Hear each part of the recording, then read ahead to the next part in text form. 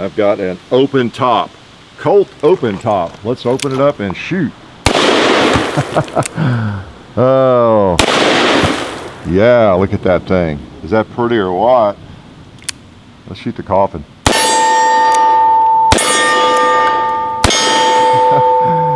He fired 5. All right, this is a reproduction of the Colt open top made back in 1871-72.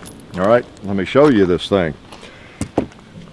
This is a, well, again, it's one of those historical guns. I have to be careful, I'll tell you why over here on ejecting these. There's a sharp edge over there. I cut myself, I don't know, about a week ago. Actually healed, but I put a Band-Aid back on for protection. So I'm trying to avoid it. All right, you got your ejection rod. You got your cylinder, looks kind of like a Colt single action, right? And that's how it works. So this was called, by most people, the open top. The Colt open top is also referred to by several things. The Colt model 1871, 1872, the Colt model 1872, and all those sorts of things. I think people just gradually got to where they call it the open top because of the open top here, as compared with the frames that the later models had that surrounded the cylinder, just like the old Remingtons even had. Okay, so it was the open top. That's the name that kind of stuck with it. All right, so that's a Colt single action there, 1873, and you're looking at the old 1860 Army, which is the, oh, what would we say, grandpa of this gun, maybe just the daddy of this firearm, because that was only about 11 or 12 years later. So it's a little more awkward to use than the single action. This was really the first cartridge gun, the first gun that Colt made to be a cartridge gun. Okay, the Rollin White patents had expired. I think it was around 1870, and so Colt could start making their own guns that took a cartridge like this. You could just put right in the cylinder, have the cylinder bored all the way through. Unlike the old percussion revolvers, they couldn't do that for a long time because Smith & Wesson held the patents for that. You know, that's why the Smith was making 22 caliber cartridge guns back in the 1850s even.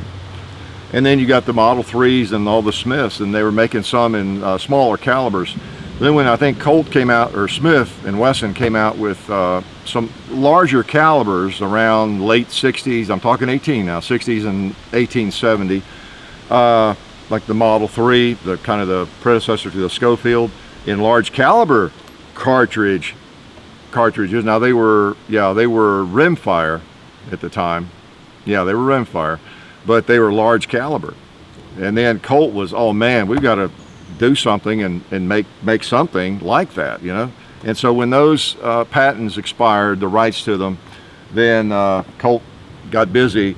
And in 70, 71, they were developing this and something like it to actually just produce. Now they were already converting the percussion revolvers, the Army, the 1860 Army, the 1851 Navy, cutting off the back of the cylinder and putting a plate back there. You've seen those. We've had one of those here on the table. I think it was the Navy revolver. And you know, in making them into cartridge guns, taking the plunger out here and putting the ejector housing on the side so you could eject just like this one and all that. And they did look somewhat like this, but not quite, because you can tell by the cylinder there's a different belt back here, a piece they had to add, like hack off that and then put that back there. So anyway, so it would take a cartridge. So they were doing some of that, and even some other gunsmiths out in the country, I think, were doing a little bit of it. So, but it was nice that Colt could finally make a cartridge gun in large caliber, and this was representing one of their first attempts at it. They had a couple of them, had kind of a house gun or something they called it, and then this is the last one, the 1872 open top, as it's commonly referred to. All right, and it was made just like that from the Colt factory. They put a little sight on the barrel there. That's one of the distinguishing features, whereas the earlier conversions would have a sight maybe on the hammer, that kind of thing. And the first ones they made were in like 41 caliber maybe. Richards and Mason did a lot of the work on that. You can research that. It's interesting times and the development of these things. And then they went to a larger caliber, the 44 Henry in this. So this should be chambered in the 44 Henry, okay? Now, these reproductions, this one is in 44 Special. It's pretty cool, pretty cool. So let's take another shot with it. So 44 Special is yeah, kind of close to a Henry, I guess. Load him up.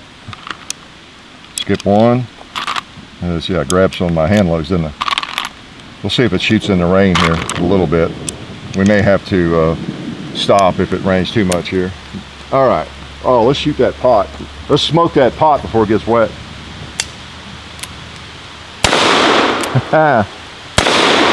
Yeah. I wonder if I can pick off a 2-liter out there. Hey, good little shooter.